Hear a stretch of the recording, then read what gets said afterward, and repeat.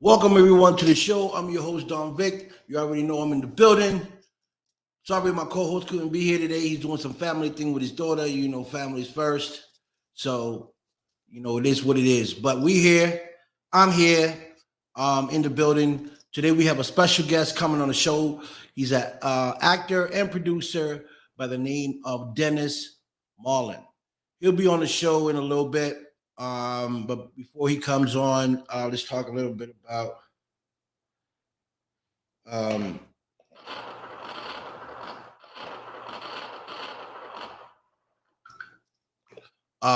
what we got going on for this week coming up. Woo, we have celebrity boxing. As you guys know, we've been promoting it for a while. We've been talking about it. And I'm excited to go there and see my brother Hazel Roche get another win, against R&B singer Al B. Shore. If you guys be online, you guys can see all the promotion that's going on, and and it's going to be exciting. So I can't wait. I can't wait for the fight. What's up, Liz? Thank you for logging in. And so, it's gonna be a great event, guys. So, if you guys love boxing, man, make sure you guys tune in and watch the fight. We're gonna be in the building, we're gonna be turned up, and we're gonna try to get everybody we can in on our show. There's going to be some great people there. So make sure you guys tune in and watch the live entertainment all the way from ATC Atlantic City. Okay, on the Don Big Show Live with IG, and my son Stacks will be in the building as well from Stacks in the City. So I'm excited for that. Also, excited that, the paranormal team are doing some great things out there, great investigations. Big shout out to all the paranormal teams out there. I just seen Lisa Marie with one of her lead investigation, Nicole Thompson, starting a group, and they're doing an investigation today. I think they're still live doing their investigation, but big shout out to them. They're doing some great things out there, investigating these haunted places. And so is Minnesota Spirits. They're doing an investigation too. Everybody's doing an investigation at the same time. That's great. Shout out to Evelina Destiny all the way from Philadelphia as well. She's an artist. She's an amazing woman. Good friend of mine's. She's been on my show a couple of times, and I actually went to Philadelphia to see her one time when I was first starting my show.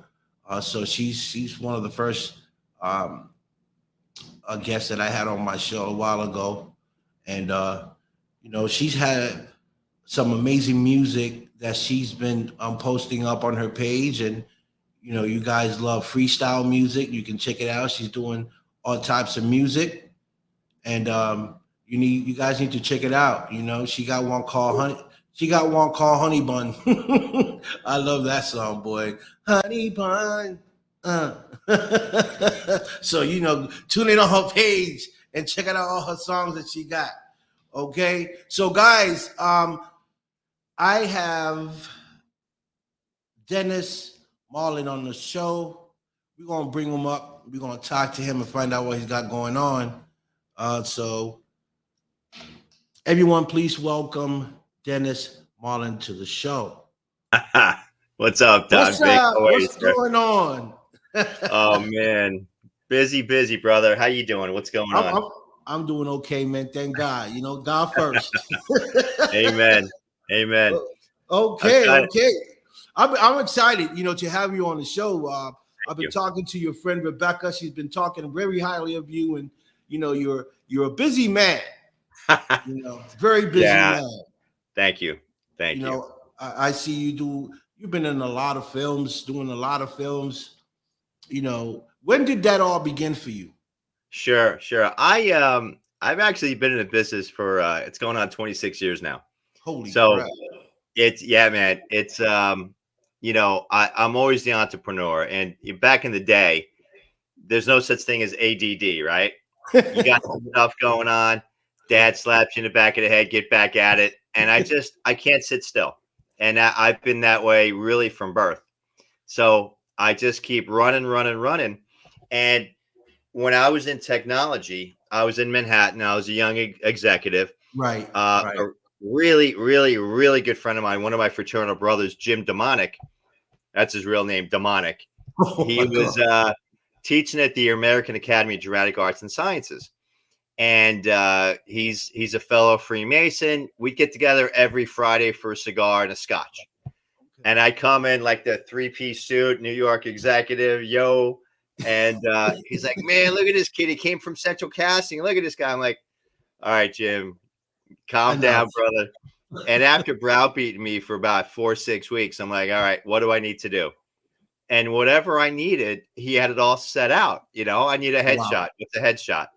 And, whatever we needed, he just had all set up for me. That's and awesome. It was interesting because my first everything, Vic, I did stage. I did Of Mice and Men. I was Lenny. Oh. And, yeah. You remember that story? Heavy, heavy story. Yeah. And I kind of hurt myself because that was my first everything. And I made the mistake of watching the great John Malkovich and Gary Sinise. They did it on film, and I ain't no John Malkovich. Yet that was the role I took on. And I remember I lived in New Jersey at the time, driving through the Lincoln Tunnel. I'm crying. I'm depressed. What the hell's going on, bro? Right. And I'm talking to Jim. He goes, well, obviously you're a method actor. I go, Jim, I don't care what that means, man. I quit. I'm out of here because this sucks. Right. So I quit for 2 weeks, Don. And I had an audition for a China Airlines commercial, and it was literally, Vic, it was 2 blocks from my office. So I walked in over, I said, what the heck? And I walked in there. Pat Sweeney was the casting director. Beautiful woman, in the business forever. She goes, guys, what you guys are doing, you're going to talk to me. You're basically technology executives, and you're helping a company from China relocate. Vic, I did that 6 months prior in my career. So it's like the stars are lining up, bro. And I sat there, and I'm in the middle. I took, there's 2 guys next to me, and we just interacted. And it was so much fun. When you nail something, right? Right. You walk out, you're like, man, I nailed that workout. I nailed that interview. Man, I nailed that audition. So I walk back to my office, and I'm like 2 feet taller. I'm just feeling good. Get to my office, life goes on. I get a call 2 days later. Hey, we want to book you for that commercial. We want to book you for next week. We're going to pay you X rate. Who's your agent? Can I call you back, sir? Can I? Jimmy, who's my agent? That's funny. You booked it? Yeah. What does that mean? Dude, congratulations. Holy shit. My first audition I booked. So Jim throws me this guy, high-level agent. I call him up. Oh, yes, Dennis Mallen. Yes, Jim said you're. I go, well, they're offered me X. Oh, don't worry, kid. We're going to get you double that. Yes, sir. Wow. Yes, sir. Here's the rub between stage and screen. So I get the script, and I'm off book. I pride myself, man. I come prepared. I'm off book. I'm there. We're doing the first take, and the director goes, cut, back to 1. Now, this is my first everything. So I looked at the PA. I go, what does that mean? Oh, we're going to do it again. We are? Yeah, we're going to do 12 takes from this angle, another 20 from this angle. Wow. So, Vic, unlike stage, I can screw up, and we can do it again. That's the awesome part of it. That's the awesome part of it. Dude, I can do that because I know I'm gonna mess up a little, right? Right. I can do that. And I've been having fun with it ever since. Now, do I want to get back to stage? Look, the life plan is to live back in Manhattan when I'm 70. I want to live in the Village. I want to have a flat. I want to take the E train up to Broadway and back, man. That's my life plan. We'll see what happens. But I'd love to get back to, I'd love to do stage one day. But that's, that's 20 years from now. But I'm Right. just having fun, bro. I just, I'm able to just surround myself with a great team. Right. I've got the best manager in the world, man. You spoke to her, and I'm just really blessed. Um, it's interesting because when things happen, they happen all at once. Literally right now, Right. not to give anything away, we're balancing like 4 different scripts and stuff like that. So now Right. it's like, okay, are we booked on this day? Are we open this day? Are we booked from these hours? Can we go to this set? Can we do this? So Right. I am at my best, Vic, when my hair is on fire, bro. And and I don't know if it's a Northeast thing, right? You can Yeah. relate. We were Yeah. going back and forth a little bit. You can relate, but I'm just really happy, bro. I love what I do. I have so many great interactions. My circle is growing exponentially. That's awesome. And I can't thank you enough for having me on, bro. No, When no, it's an honor. It's an honor. when I heard back in Boston, I was like, back to the Yeah. Northeast. Yes, my people. Yes, yes. Because you are from you are from New York, originally from Newark, New Jersey. Yes, That's sir. where Yes, sir. you grew up. So Yep. so Yep. do you now that you said something that caught my attention. You said you got like 4 different things going on and 4 different scripts. Yeah. Have you ever went to audition or something and said the a different line? Oh, yeah, all the time. No, that's Wait, no, that's the other film I'm in. I'm not supposed to be saying you know. this line. Oh, what? No, I really. If I'm in the zone, and to kind of correct the record, I was born in Newark, New Jersey. I was born and raised in Kearney, New Jersey. Kearney, okay, Soccer town, USA. okay, Give props to Kearney. I Yeah, so a lot of times, a lot of the auditions today are self-tape auditions, right? With right, COVID, you do it on your cell phone, you send it in, right. you don't know what's going to happen. I'd rather be in front of the people and Hmm. show them my passion and stuff like that. I had an audition 3 weeks ago for a movie with Dean Cain. I Oh, got the role. I nice. read for 3 different characters for 3 different roles. And I just love it because here's the casting couch, here's the casting crew, 4 or 5 people that I'm reading with, and I just nailed it. And Wow. I just nailed it. I love the process. I tell everybody because I coach a lot of new actors, and I'm always kind of people are asking questions. It's like going to the gym. You obviously work out. I Right, train, right? right. You Yes. go to the gym, and the auditions are like doing the reps, Right. right? Okay. What's your personal goal? Hey, I want to bench 255. I want to squat this. I want to do this. I want to get a certain size, a certain weight. Well, how do you do that? You don't walk into the gym. You're benching 225 to begin with. That ain't me. Okay.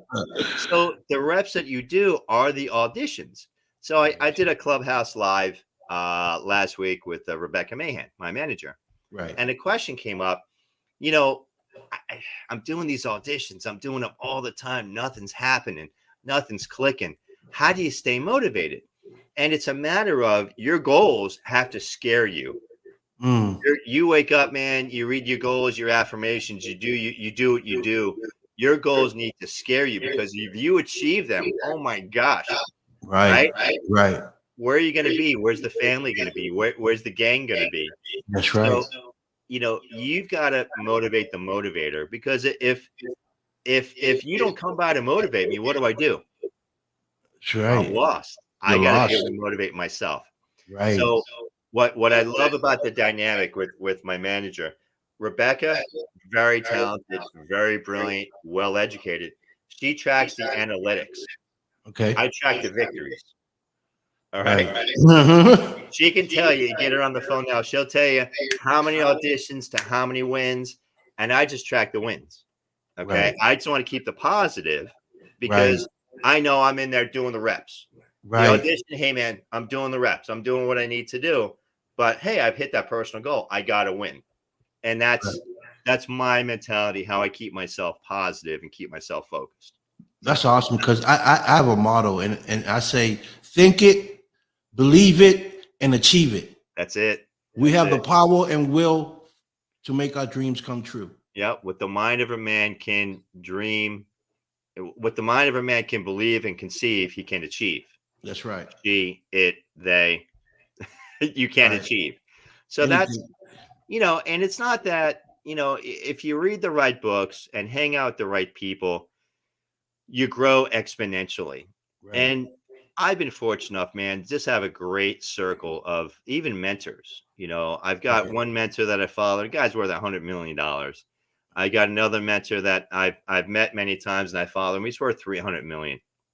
You got to have a different mindset. Right. Look, you can trip over a rock and become a millionaire. To get to that level, that is real wealth. You've got to have a different mindset, different thinking altogether.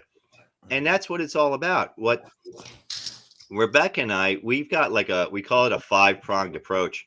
And we're just building like leaps and bounds, man. Every other day we get a different phone call for different things. And Really.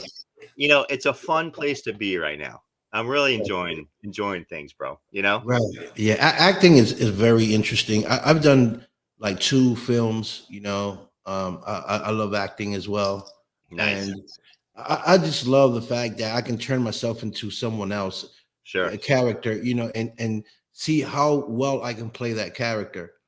And Sure. some characters you play and it reminds you so much of yourself Sure. that you'd be like, man, I can play this character. Like, I don't even need to read the script. Like, this is me. It's funny you say that. So I'm on the phone with a producer just the other day, and I'm listening to him. He goes, "I'm going to typecast you," and I'm thinking, "Sir, pay me. You can. I'll be the janitor. Typecast me as a janitor. I don't care." He goes, "Law enforcement. You're law enforcement. Period. That's all I see you as." I'm like, Right. "Fine. I don't. That's fine." So it's just interesting. I typecast me whenever you want. Give me Obi-Wan Kenobi. Wait, Right. that's already taken. My apologies. But typecast me all you want. I'm Right. not worried about that at all. Right. So Yeah. it's I funny. see you. I see you playing several different characters. You know, uh, you got that. You get the physique. You got that look. You can play Thank you. Hop. You can play the gangster out there. I can see you in a nice slick suit with one of those Sure. fedora hats, tilted with your little shades, playing a mobster. You know, Yes, sir. you can play a dad. I can see you playing a dad. Daddy, we're You know. back. Daddy, we're back. I mean, it's funny you say that. So I'm cast in The Italians. Zach Ooh, Dieppe, his work, his written word. He's the producer director, and I am the assistant director of New York City Homeland Security, Dennis Callahan. That's my role. I am the most corrupt politician in the city of New York. That's the role. oh And my goodness. what I love about Zach, Zach is well read. He's well traveled. He's got a pedigree, and he knows his stuff. So I'm Irish, Italian, Brazilian, and he goes, "You're going to be the most corrupt politician." He goes, "You're in cahoots with the mafia. You're in cahoots with the Yakuza. You're in cahoots with the Russians, et cetera, et Mm. cetera, et cetera." So, and we literally just got some paperwork, so it's exciting. So Hey, we've got that going on. Unlawful Duties, got that on Amazon Prime. That's had over 1 million views. what's the name of it? Unlawful Duties on Amazon Prime. So Just that's a so, good short. That just would so I can Amazon, right? Amazon Prime. I think I've got 5 or 6 things on Amazon right now. Okay. Yeah, you So got a couple few films that you've been working on that I know of. You yep, did the principal actor in China Air for airline commercial. back in the day, that was my Yeah, first. Yep. right. And you did some. You also did Killer Miller. Yes, sir. Great We people. Daddy, we're back. Daddy, we're And the back. Italians. Yep. Yep. So Killer Miller. If you look at my IMDb, I had a little more hair last year. You saw the picture. Okay, I'm jealous. Well, hey, we're all blessed in many ways, bro. Yeah. So I get a call from RJ Hendrick, the writer producer. Have I ever done a Western before? No. Mm. Do you know how to ride a horse? Yes, sir. Yes, I do. I didn't have a clue as to how to ride a horse. So, and my third question was, okay, when are we filming? Oh, we're going to film in 6 months. I'm thinking, thank you. I can learn how to ride a horse in 6 months, which I Right. did. Okay. So, Killer Miller, I am Henry Killer Miller, principal role. We have won to date about 40 different film festivals, and I garnered 3 Best Actors. So Wow. it's just it. My mentality, Vic, has always been I never say no. Throw enough stuff against the wall and see what sticks. And I say that with all due respect because I love what I do. Right. People enjoy what I do, which really helps along. And I get a lot of different roles. You see, I look, and I think I have it in my IMDb profile. I look for characters that are broken. Think about it. The more broken the character is, the more range there is. There's more Yes. meat to get That's into right. it because anybody can play a lily white sheriff, right? The goody Right. two shoes, blah, blah, blah. I want to get in and show range. I want the Dexter type character. I Right. want that. I want to get as deep as I can.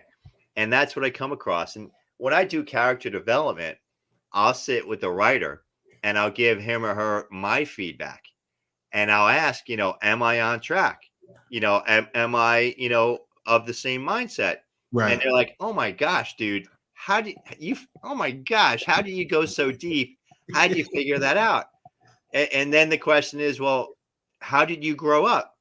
I grew up in a middle class, loving, community, Right. kind of straight C student from birth, played some Right. sports, was kind of okay, not overly good, and just had fun.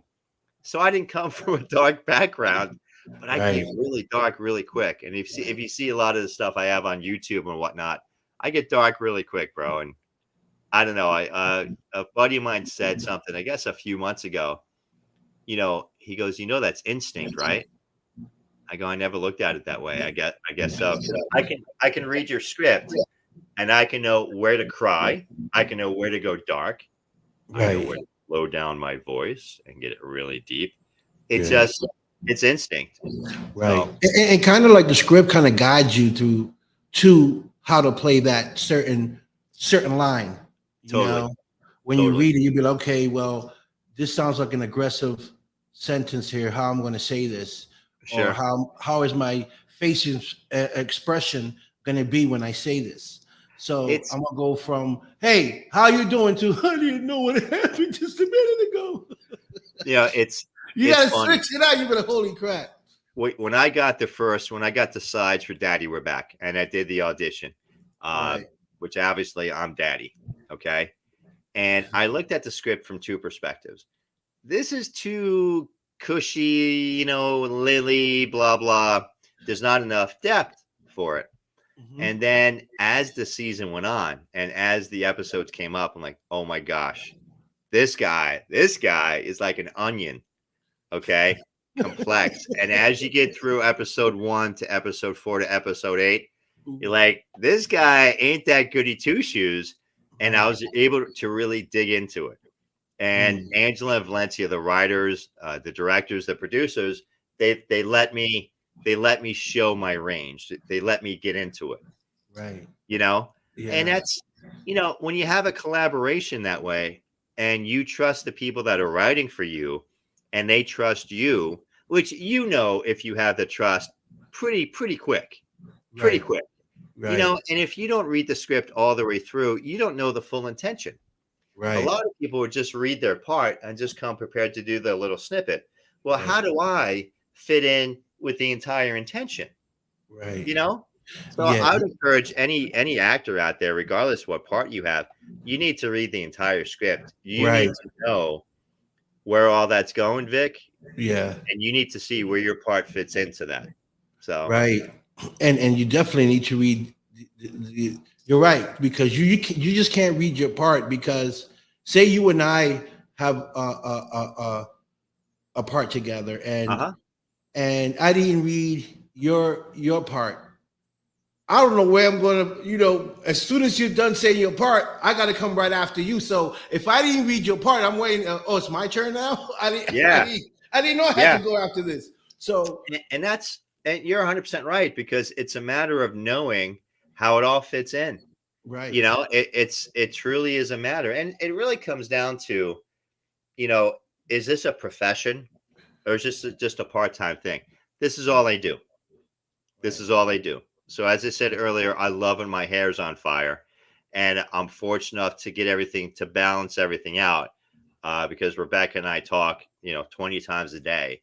Yeah. So, we play good cop, bad cop, which really keeps the ball rolling, keeps things moving Right. forward. So just in a good place, bro. Just Yeah, that's really, awesome. just That's happy to awesome. be on, man. Happy to be on. I see a lot of our friends are jumping on.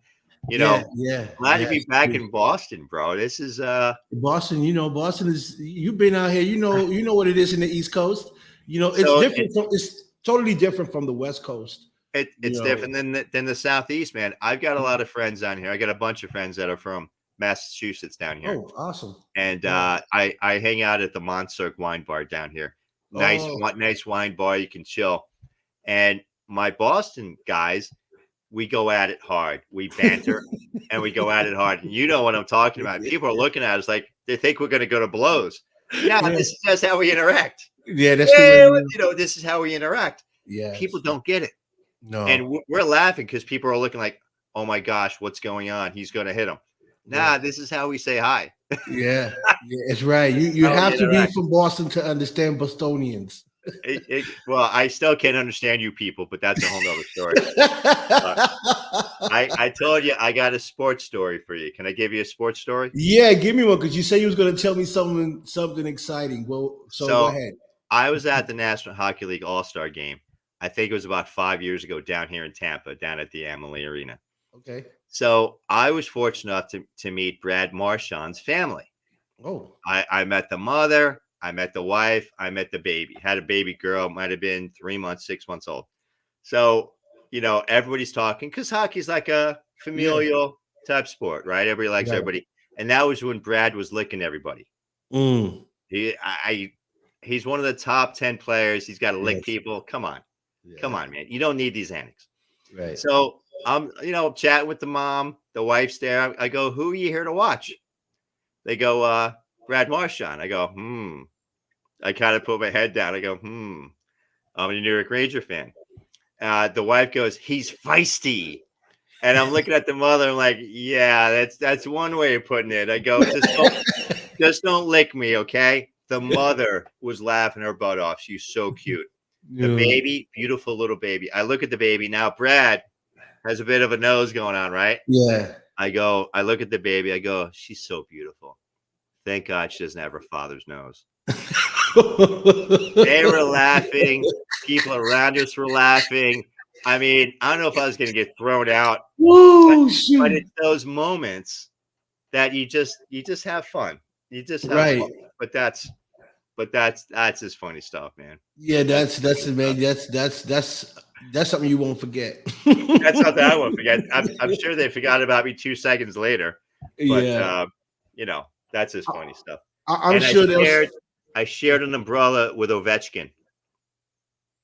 I shared an umbrella with Alex Ovechkin. We're going to the the Uber. I'm 6'1", he's like 6'3". We shared this little umbrella. His left side got drenched, my right side got drenched, but it was funny. And I was a little, I was feeling my oats. I'm like, yeah, how you doing, Alex? We'll see you in October. Right. He's like, yeah, whatever. So it's all good. Knowing that you're doing, you have a great team. Rebecca is your agent and Manager. Yep. You got to have great team, around you to make these things happen. Yes, sir. Because sometimes you have great actors that don't have a good team around them, and success is kind of hard for them to get to because the team is not well put together. Sure. But when you got a great actor, you got a great manager or agent, whatever it is, and your whole circle is working and they know who to reach and who to connect and, and do all the paperwork that needs to be done. Sure. Where you don't have to worry about all that. All you do just do what you do is act and know that your finances are being taken care of. And when you have that, There's no way. There's no way you can lose. You know, I prior to people would ask me, man, you're busy. What's going on? Where are you getting all your jobs from? Right. And literally 70% of my business came from my hustle. And the other 30% came from agents and stuff like that. So I was a one-man team, and there's only so much ground you can cover by being a team of one. Right. Now I don't sleep that much. I think she sleeps even less. Right. He's in Texas. I'm in Florida. And just every day we're just pushing the ball forward, and I'm just loving it, man. We're, my podcast, we do like 2 a week, and they're like your show, man, they're getting bigger and bigger, Right. and, more exposure. And it's just, I can't tell you how happy and blessed I am, bro, because it's going to be a year of change. And if you look at it already, I mean, we track the analytics, as I said, we're 130% to our goal. Wow. 130%. Now, I'm not going to give you my specifics, but we're crushing it. And so at the end of this month, at the end of the first quarter, we're going to reevaluate and probably, tweak things here, tweak things there. What do we want to focus? What are we lacking? What do we need to put more emphasis on? Right. And that's what's going on. So it's really, yeah, you're 100% right. That teamwork makes the dream work, as they say. That's right. Amen. Be a little trite. Yeah. And a lot of things I say a lot that, fortunately for you, you had that drive in you and you made a lot of the moves on your own. Mm-hmm. But, I try to tell people and myself that, sometimes you got to get away from your nest, you got to expand your wings and be able to fly. Sure.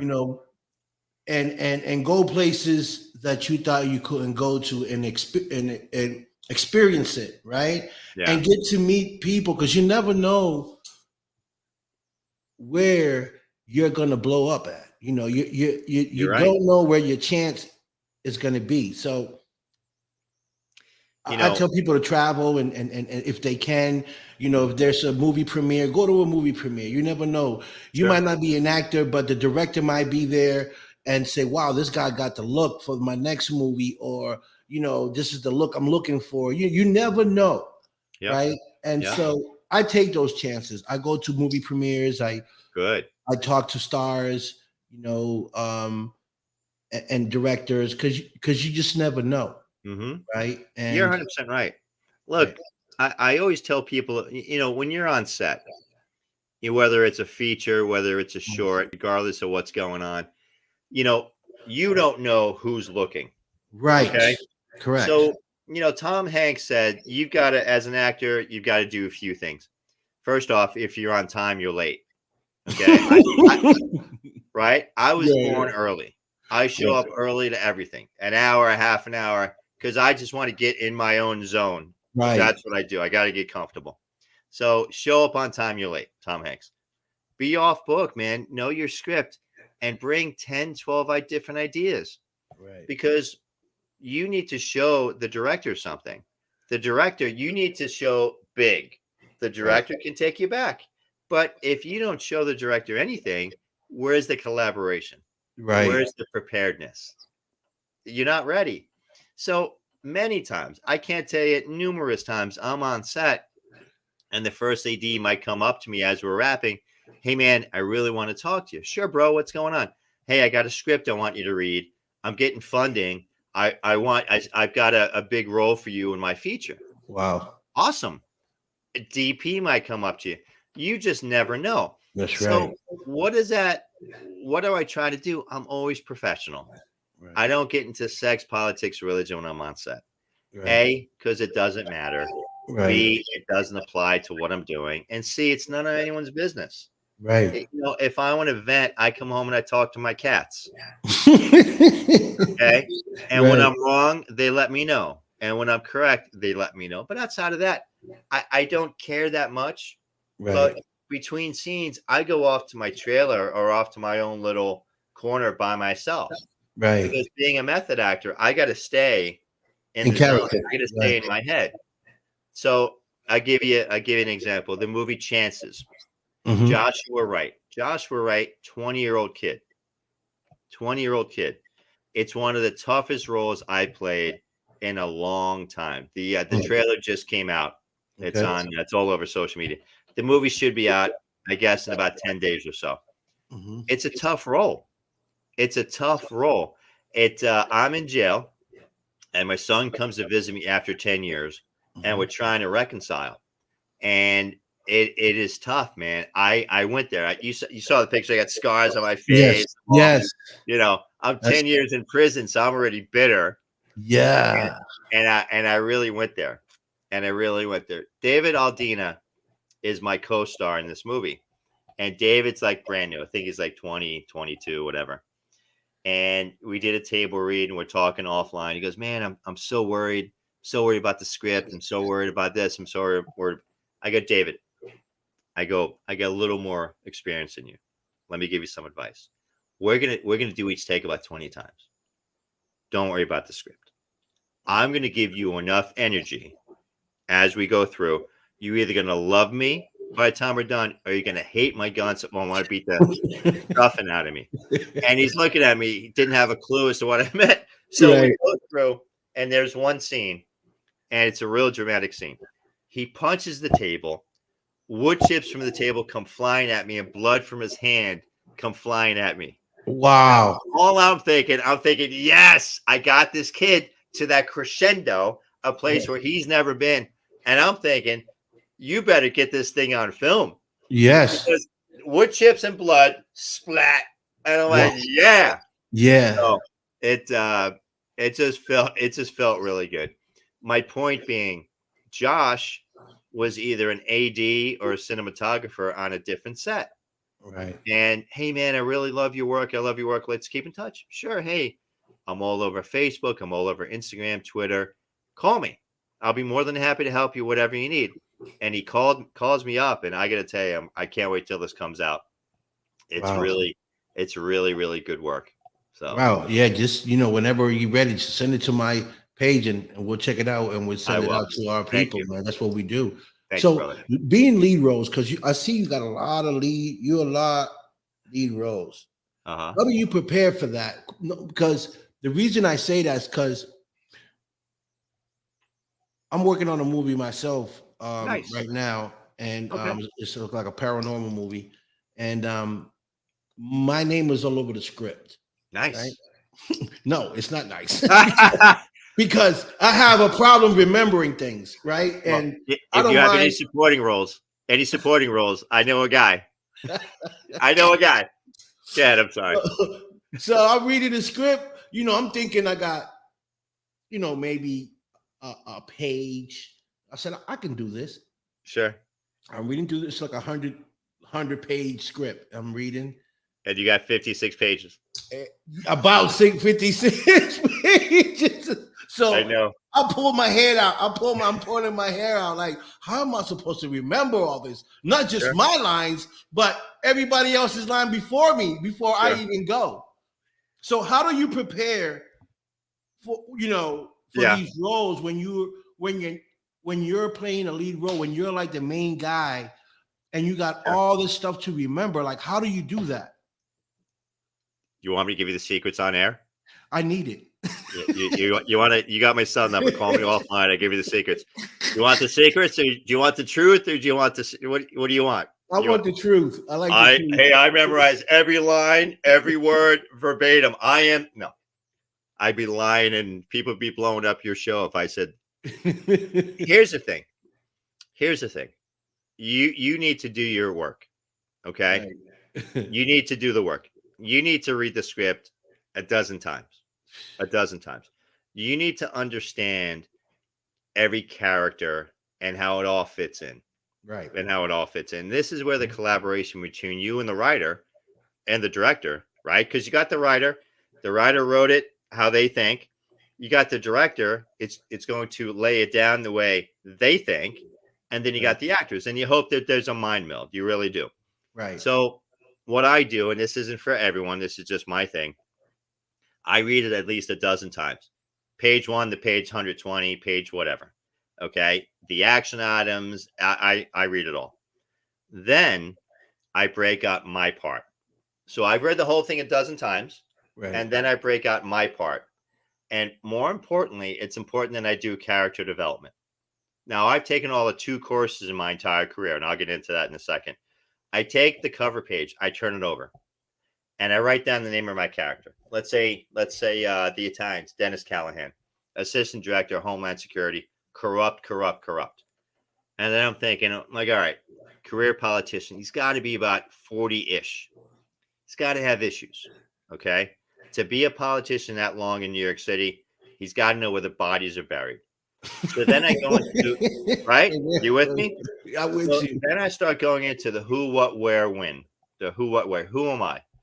Well, I got to have an issue because I've got a persona, but I'm divorced. I'm divorced at least twice. I got an issue. I'm an alcoholic. And this is just coming to mind as I'm doing my character development because I want to know who I am.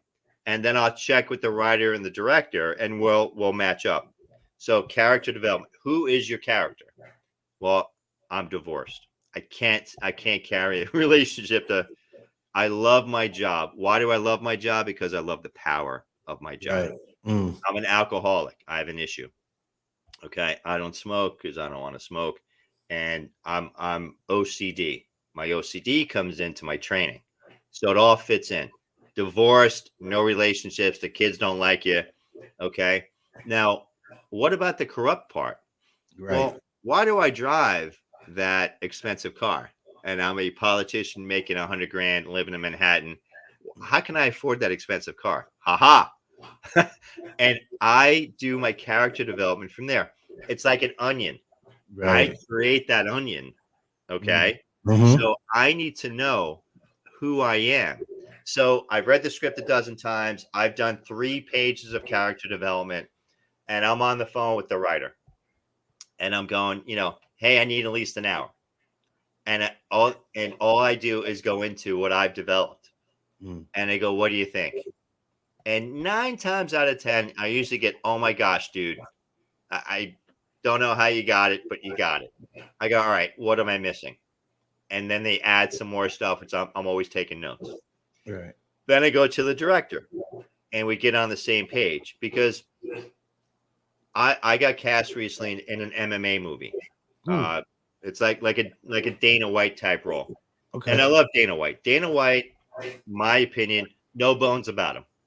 Got the $1 million suit on. He's going to tell you exactly how he feels. He's going to get in your face.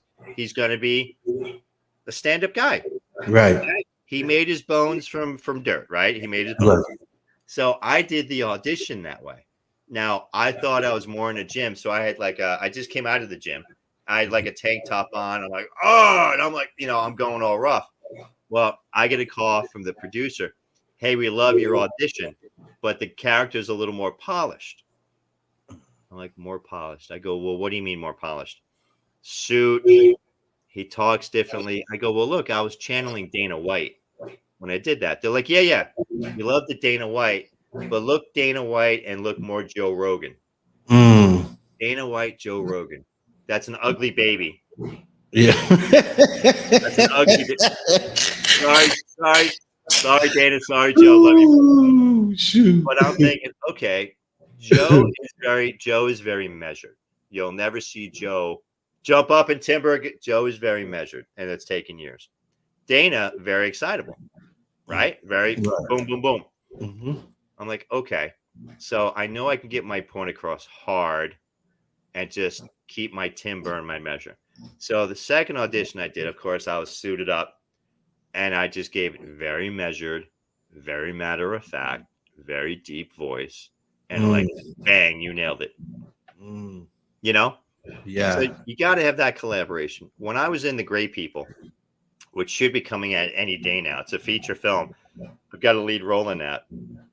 I was up in Orlando at Heinz Studios for an audition, and I see a bunch of friends of mine. I see Austin Janowski and Essex O'Brien, fellow actors. You see them on the journey, and they're looking at me. We're catching up, and they go, Madoff.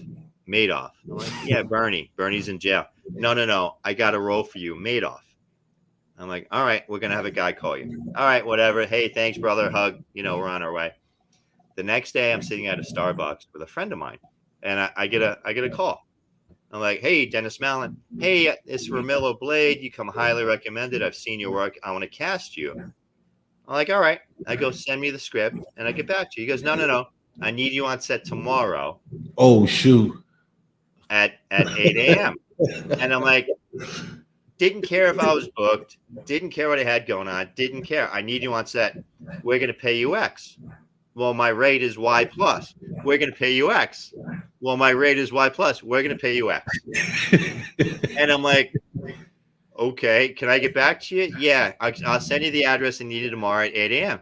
I go, well, can you send me the script? Can I read the script? Oh, yeah, I'll send it to you, but don't worry about it. So here's a 160-page script. Wow. And like you, I'm in about 70 pages. I'm in over half the scenes. Wow. So I'm like, oh my gosh. So I get on set and I go into holding and I see all my friends. I see people I've worked with throughout the years and stuff like that. Wow. And they're like, hey, we heard you're part of it. So like something happened and they called me, bang, I'm in. So the first scene was totally improv, which was perfect. I knew the actors. I was comfortable with them. I love that. Crack a joke. But now I got to delve into the script and I got some heavy scenes. Okay. Wow. Now, Vic, I'm going to tell you, go read about Marlon Brando. Okay. Go read a biography or any book about Marlon Brando. And the difference. Marlon who? Marlon Brando, the Godfather. Marlon Brando. Don Corleone. Read about him. He wasn't the best at memorization, but he got the job done. Okay. Yes. And there's ways of getting around certain things. But even if the director will give you enough room that you don't have to be, verbatim on each word. If you're getting the intention across, you're good. Right. And you got to have fun. Right. And that's what it comes down to. If you're going to have fun with it and you come prepared and you're hitting the points that they want you to hit, you're going to be fine. Right. I was in a Ken Montana movie just last week, and the movie's called Late. And it's a movie about making a movie. He's the director, I'm the producer, and I'm stressed. So there's one scene. Yeah, there's one scene he shows up late, and I'm just lacing into him. I'm just yelling at him, spitting at him, cursing at him. And I'm like, Ken, this comes easy for me, Ken. You okay with it? And I'm in his face, and I'm snotting on him. And we did 3 takes. And Vic, when I'm done, I'm like, that's painful because I can go there. So we did 3 different takes. I got to tell you, I said 3 different scripts with 3 different takes. I don't know what I was saying. I don't know what I was doing, but I was hitting the points that he wanted. Right. And so he calls me up 2 days later. He goes, oh my gosh, dude. He goes, you nailed it. You are so, oh my God. Thank you so much. I'm like, all right. So it was good. You liked it. Oh my gosh. That's great work. I'm like, all right, man. That's awesome. Like the movie I did with Don Hazel, the gangster, we improv'd it, right? That's good. That's fun. He just kind of like told us what he wanted. Said this is what this scene is about. Improv it, make it your own. I said, okay. So I had a lead role. I played a motorcycle gangster. Cool. And it came out pretty good. It came out good. I did what I had to do. Nice. But I love it because it improving. It's more like you're being you, but you got to bring out that character and stay on track with what the story is. It comes down to a trust factor. Right. Hi, Rebecca. Hey, Rebecca. It comes down to a trust factor where you have with your fellow actors and you have with the director. Right. Name any comedy or any comedy show and stuff like that. I'm going to tell you probably I would imagine 60+% is improv. You know, Right. I like watching Between Two Ferns, Zach Galifianakis. That's just hysterical. When he's interviewing a Brad Pitt or name anybody, um, they're just riffing. They're just Right. riffing. Or Right. you look at The Office back in the day, or Seinfeld, or anything that comes out. Oh, It's a matter of Seinfeld. trusting each other, Yes. and you just riff, and you have so much fun, and you see the outtakes. And I mean, when you love what you do, Vic, you don't work a day in Right. your life. You don't work a day in the world. But if you're able to get that creative, now improv, you got to be bang, bang, bang. Right. Mm-hmm. I had an audition 5 years ago with a guy who worked for Benny Hill. I don't know if you remember that name, Benny but Hill. Benny Hill. I watched it. I watched it. I watched the show Benny Hill. Okay, there you go. English comedy, master of comedy, master Yes. of comedy. Because English comedy is different than American comedy. It's Right. timing, it's innuendo, it's bang, bang, bang. So I'm having an audition with this guy for a lead role in this movie. And I'm thinking, oh my gosh, I've got a master in front of me. This guy's got to be 70 years old, doesn't have much left. I want to learn from a master. Now, Right. 26 years, I've had how many countless auditions, right? Just Mm-hmm. part of the process. I don't Right. count them, part of the process. Mm-hmm. I went in there and I thought we were going to read some sides. Vic, we went through the entire script Oh, 6 times. wow. Now, this man's old school. I'm reading it. He's like, no, do it again. Whoa, taskmaster. I'm like, Okay. I'm like, all right, give me the beating, because how am I going to get better? I'm going to Right. get better by boom, boom, like Right. being knocked out, right? So I go again. No, and literally it was like 3 hours. I Wow. walked out of there like I got the stuffing kicked out of me. Like I just squatted 900 pounds and I'm popping Wow. I'm exhausted. I'm walking Wow. to my car. I'm walking to my car, my head down, my tail between my legs. And oh my God, what do I do? Like I had my 5 second pity party, which I haven't had for years. And I Right. get in my car and I kind of boom, I shake it off because you got to manage your head, 5 second rule. Allow yourself a 5 second pity party and then move on with life. And I'm like, I was in front of a master. Yes. How many people have this opportunity? Whether I get it or not, which sorry to say I didn't get it, Right. but I still that that's priceless. Yes, I it learned is. so much from the 3 hours with this guy. I learned so much. Now, comedy is tough. Yes. Anybody Comedy. can do drama. Life is drama. Right. Okay. Right. Comedy, man. If you can do comedy, bro, you are so skilled. You are so above and beyond. So Comedy's not easy. comedy is not easy. It's not easy, and it's funny because the director Sonny Thompson, which passed away No. recently, which was the director of Don Hazel the Gangster, he was talking to me about making a comedy movie, and he shot a trailer for it, Nice. but he didn't get to shoot it because he passed away, and he wanted Sorry. me to be a part of that, and to me it was going to be exciting because I can be funny at times. Sometimes I'm funny and I don't think I'm funny, but other people think I'm funny or say Sure. things that are funny. But he was like, "Man, you're hilarious. You just don't know." So That's how it happens. People think I'm hilarious, and I'm like, yeah, all right, yeah. okay, if you find that funny, you find that funny. But I too lost a crew member. I was on the Mad Hatter, going on 3 years ago now. Helena Hutchins was our DP. Mm. She got killed in Rust, the movie Oh Rust. wow. Yeah, she was the woman that got shot. Oh my So goodness. yeah, it's crazy, man. She was such a luminary and such an accomplished person. I think she was 41, maybe 42, Wow. married with a child, and she was on her way. She was on her way. And if you watch the Mad Hatter, we had such interesting scenes where her and I were up close and personal, and just a luminary. You know, when you're on set, you know who to watch, Right. and who's a player and who's not. And Right. yeah, she was a player, bro. But Wow. rest in peace. Yeah. Yeah. That's.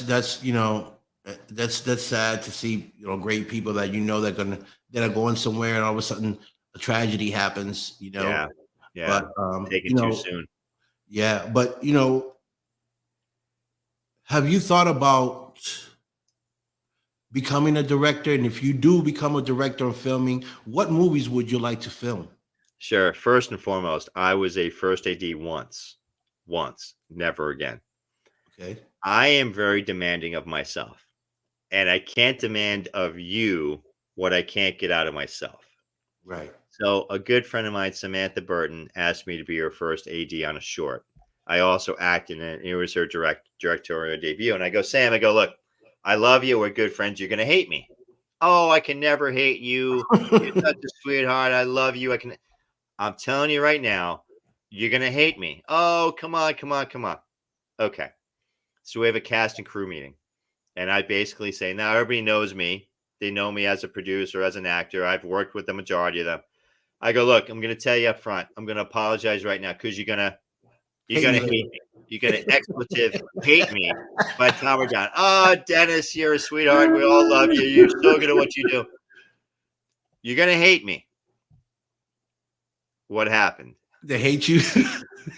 So I'm not a technical guy. You don't want me behind the camera. I was able to block the scenes and work with the actors, okay, and demand a lot more for them as I'm blocking the scene.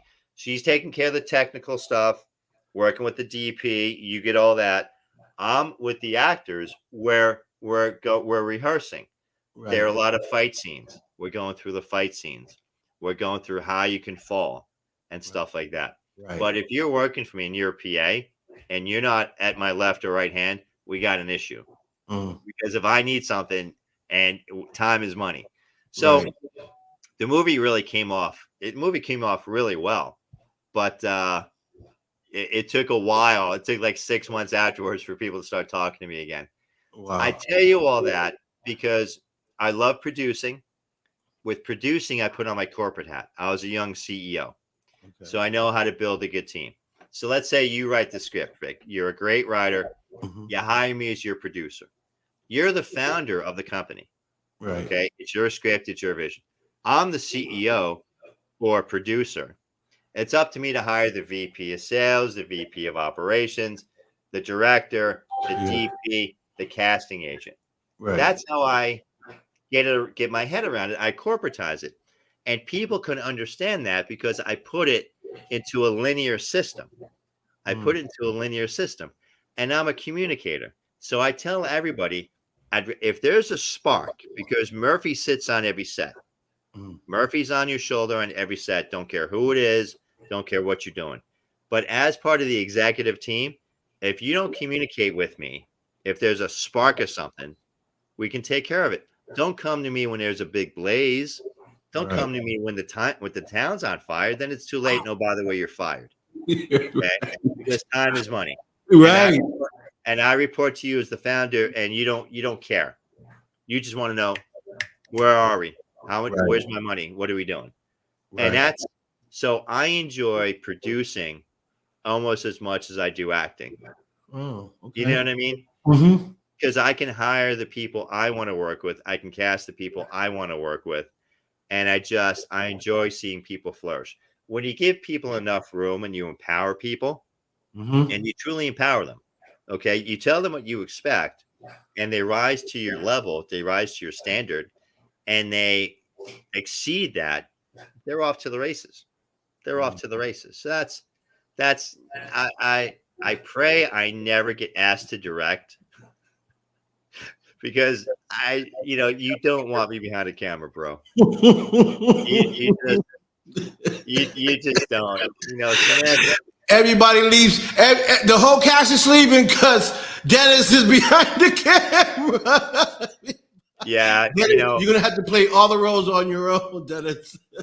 I know my strengths. I know my weaknesses. My weaknesses are many. Strengths are few, and I'm gonna exploit my strengths. So that's awesome. That's good to know because if I ever get to play in a film and they say, well, the director, we got a new director, Dennis Mallen, I'll be like, oh, I'm out. I quit. I'm out. I'll be the You know, water boy. I'll be the water boy. exactly. Forget about it. I'll be at craft services. Call me when it's done. Yeah. You know, and maybe one of my first SAG feature was Devil's Advocate, and I'm in a big Devil's scene. Advocate. Yes, sir. Yes, That sir. was with Al played in that, right? Mr. Pacino. Yes, he's Hold sitting on. off. He's sitting right behind my shoulder. I've got Keanu Reeves in front of me, Craig T. Nelson to my left. Well, hold on. And What part did you? What scene was you in? I'm in the big New York City courtroom scene where Craig T. Nelson is getting tried for murder. Or you in the courtroom? I'm in the courtroom, and you see my big head. I'll get to that in a second. Because I was mugging the camera. I was mugging the camera, thinking I'm gonna get cut because I'm like, whatever. Right. So you always have to have an intention. I don't care if you're an extra walking down the street. You always have an intention. Why am I doing this? Who am I interacting? Why am I looking around? Am I on my phone? Am I taking a selfie? Always have an intention. So I'm sitting there. It's me and these two other extras. Pacino's right behind me. Keanu's right here. Craig T. Nelson's over there. And it's a big trial. So I'm sitting there and I'm like, what? You know, I'm interacting like life. These few people sat next to me like stoic. Taylor Hackford, the director, big, burly, Viking-looking guy, goes, cut, you, out. Not you, you're fine. My blood pressure went boom, boom, boom. I look over my shoulder. There's Mr. Pacino. You're right, kid.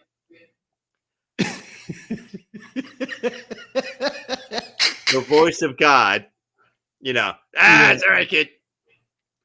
All right. So I learned a lot right then and there. You're always growing, always learning. The scene went on. So at the end of the scene, I cut out. There's two doors coming out of the courtroom. The far door, this one, I cut out and I turn and I'm mugging the camera. The camera's right there and I'm looking right at the camera, walking right into the camera. And I'm thinking, again, this is not what I should be doing. I'm going to get cut. Right. Vic, you see my big ugly head for 10 seconds walking into the camera. As I'm walking, okay, who busts in front of me? Keanu Reeves, Craig T. Nelson, Al Pacino. And you see, it's hysterical. Wow, I'm going to see that. I'm going to see that. People, you know, 26 years ago, I had a little more hair, a lot more hair, you know, and it's just funny. You never know. And I have a lot of friends that watch it on regular TV, like, oh my God, I saw you. I'm like, yeah, you saw me. Was that like towards when you was beginning, or you was already? That was active? the beginning. That was the beginning, man. And wow, in the beginning, you get to play with Al and all these amazing high volume actors. It's been a good journey, man. And just right off the cuff, I mean, after I quit from doing stage, and I'm like, I'm out of here. I'm done. I nailed my first audition. I booked my first audition, and then like 2 weeks later, I'm in Devil's Advocate. And then I've just been having fun. I've just been having fun. I mean, yeah, there's ups and downs, such as life, but I'm just having fun with it and just running. You know? Yeah, that was a big movie. I seen that. Like, my favorite part when he was in the room with the female and she was turning into a demon. She was like, "Hey, hey." Yeah. I must have rewind that like 10 times, you know. I forget that actress's name, but beautiful actress, Charlize Theron. Right. I got to work with her again. I was in Woody Allen's Celebrity. I got to work with her. I got to work with Kenneth Branagh. Kenneth Branagh is someone that I look at him as a mentor. I love watching his work. I always learn from him. When I need a master's class, and here for you being an actor, I watch Hamlet. Hamlet is 4 hours. Now, Kenneth Branagh produced, directed, and starred in Hamlet. That is crazy.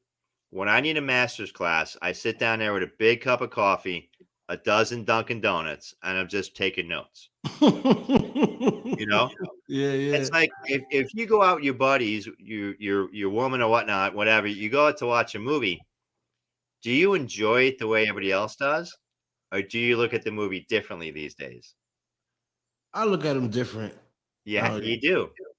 yeah. Which is good and bad for the Right. person next to you. Right. Okay. You're sitting back and you're watching like, nah, I would have did that different. Yeah. Nah, you should have did that. Nah. Yeah. I remember watching Tarantino's um, Hollywood. What's the name of that movie? The recent movie, Brad Pitt and Leo DiCaprio, and it was about 2+ hours. And there's a lot of different plots, and you know the story. Sharon Tate, right, with the whack job. What's his name? We all know the story. Okay. So here, 2 hours of the movie, an hour 45. I'm like, it's got to be a Tarantino movie. There's got to be gore. There's got to be death. There's got to be stuff. Well, what happens in the last 20 minutes? Oh. Leo comes out with a flamethrower. Have you seen it? No, I hadn't seen it yet. Once Upon a Time in Hollywood. Once upon a time in Hollywood. Tarantino. Great movie. But I'm sitting there being ADD for the first hour and a half, and I'm like, something's got to happen. Something's got to happen. So I'm not going to give it away to you now. I'm giving away too much. But it's towards the end of the movie where it really, you're like, yeah, this is Tarantino. So, Wow.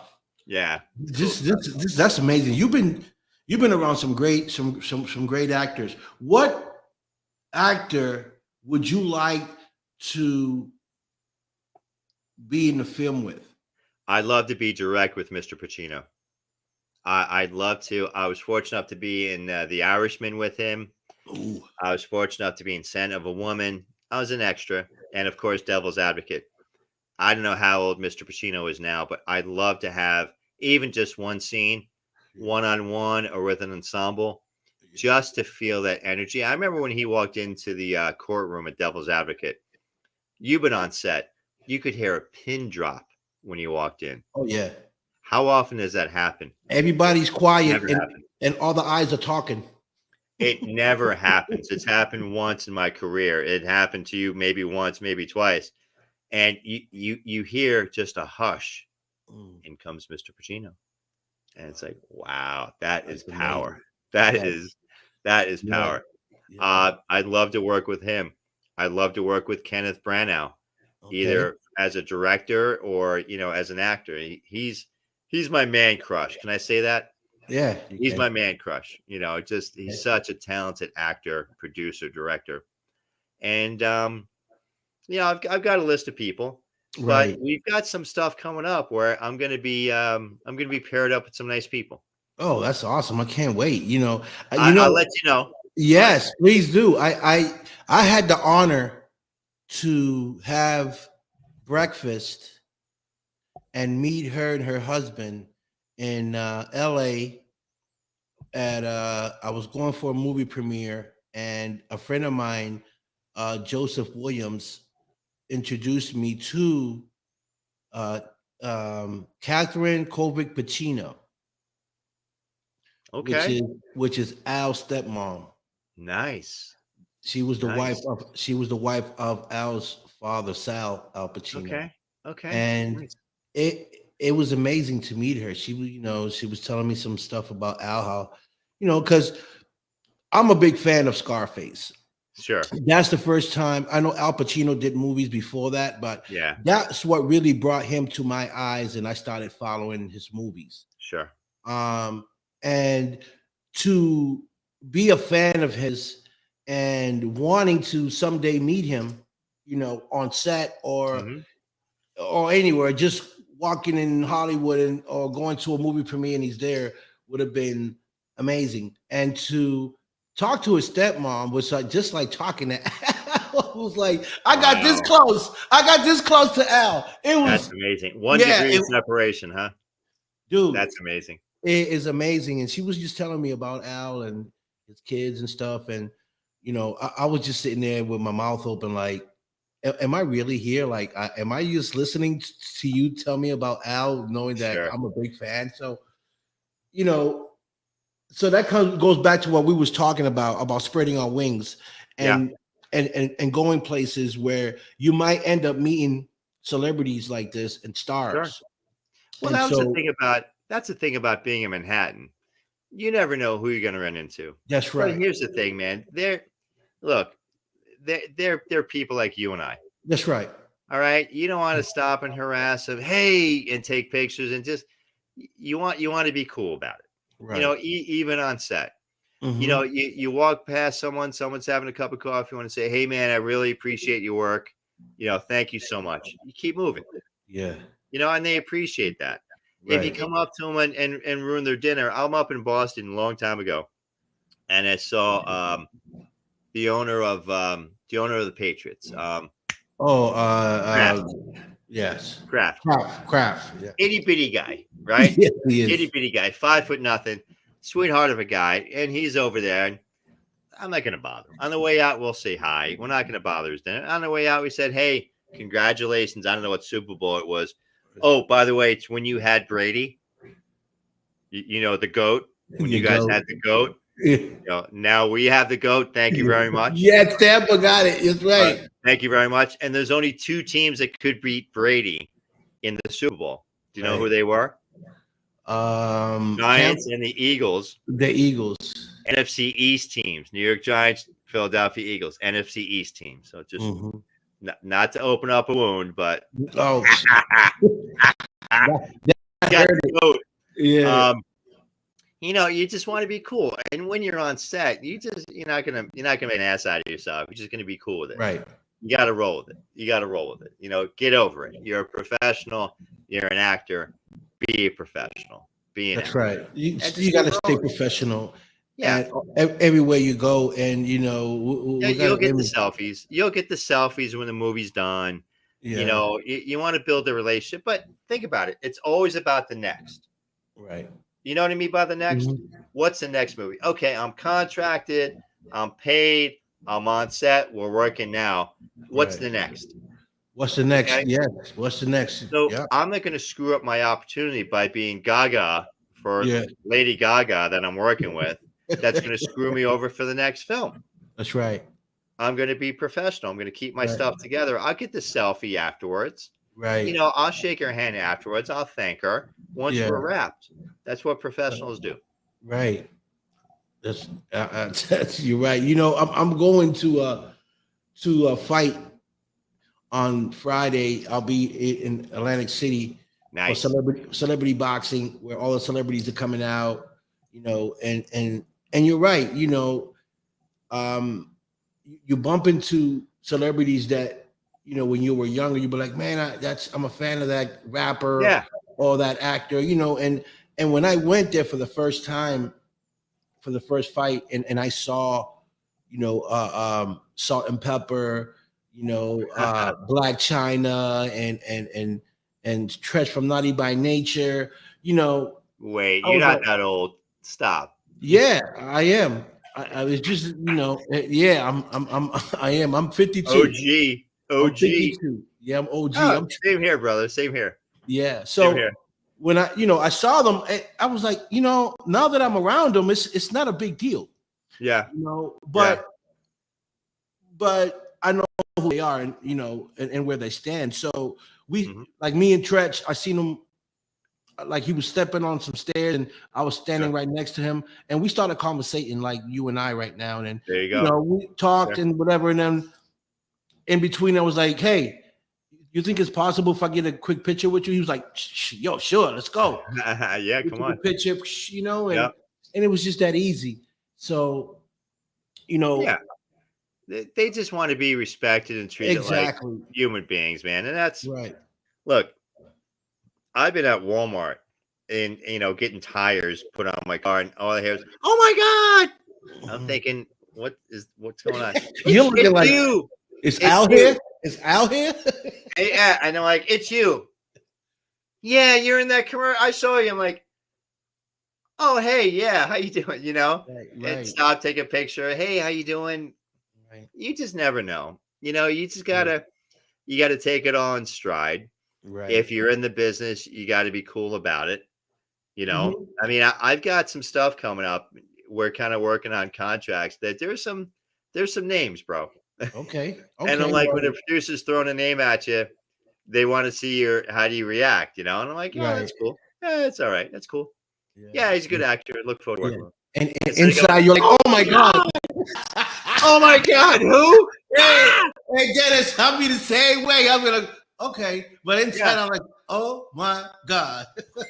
When you get off the call, then you're like, "Whoa!" But you gotta keep your stuff together because everyone's vetting everybody else out, right or wrong. Right. Right or wrong. Everyone's vetting everybody out. Look, Unlawful Duties, 1 million views. You can't tell me that there's influential people that haven't seen my work, you know? So it's all a numbers game. Because I didn't know Unlawful Duties would go as far as it did. I got a call from Sunil Konarni, the writer producer. We've worked together. He's a buddy of mine. Calls me up on like a Wednesday. Hey, Den, how you doing? Great, brother. What's going on? Hey, got Christopher Avant in town, a buddy of mine from Vegas I've worked with before. He goes, yeah, what do you got going on this weekend?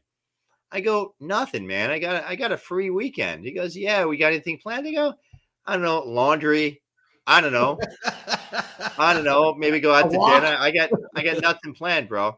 He goes, well, can you do me a favor? Yeah, whatever you need. Now, mind you, it's all about relationship, this business. That's right. So he goes, look, I got Chris in town. We want to do this short. We need you for a few days shoot. Can you come up? I'll pay you X. Yeah, whatever you need, bro. Chris, I love Chris. Right. I get up there. Friday night, we did Friday, Saturday, Sunday, and then another week. And we just had movie magic. Wow. Chris and I just bang. We just hit it off. To not even understand 1 million views. When you're in the middle of something, you feel good about what you're doing. But once you walk away, you don't know what's going to happen. Exactly. I'm not producing it, so I'm not part of anything in post. Right. I'm not part of the marketing. But Sunil done good. So we're scheduled to do a feature, or we're doing a feature. I've got a lead role. I'm working opposite Eric Roberts. I've got about 6 scenes with him. Robert Lasardo, you know that guy. That guy's a bad mother. Yeah, would not want to run into him in a dark alley. I hear he's a real sweetheart. I hear he's a sweetheart, but just he's mean looking. Yeah, he's mean looking. You know what I mean? But you know, I look forward to working with these guys. That's going to be fun. Right. So, but my point being, you just never know, Vic. Right. You know, my advice to everybody, you know, just go out there and work. Right. Do everything that comes your way. You know, you got to act. You got to be a professional. Look, clubs don't pay. Okay. You want to be part of a club.